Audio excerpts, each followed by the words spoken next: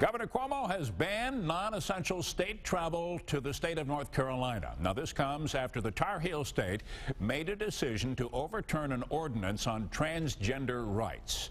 The ban here in New York was signed by executive order yesterday.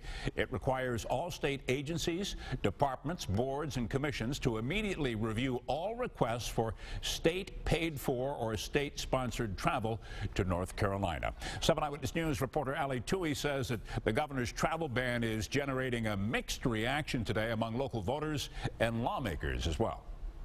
Jack Kuritsky grew up in Amherst, but he's lived in North Carolina since 2008.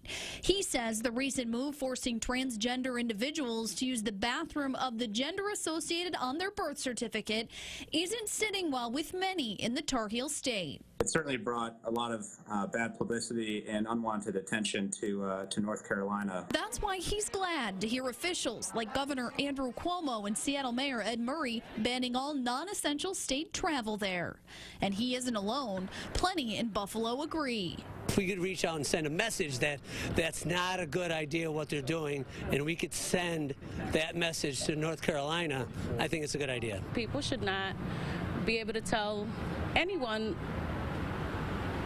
how they should live their life and what they can do with themselves. I think it's good that the governor's taken action on bigotry, basically. I think what North Carolina is doing is a shame. Republican Assemblyman Raymond Walter also opposes the law, but he calls the governor's travel ban a publicity stunt, among other things. It's very hypocritical because this is the same governor who just last year visited Cuba, which has a terrible human rights record, including the human rights of those LGBT members, citizens of Cuba. While Walter also questions how much non-essential travel to North Carolina is actually happening, Buffalo native Jack Kuritsky simply appreciates its symbolism. I hope that some of the public outcry does help everybody kind of reevaluate what's going on.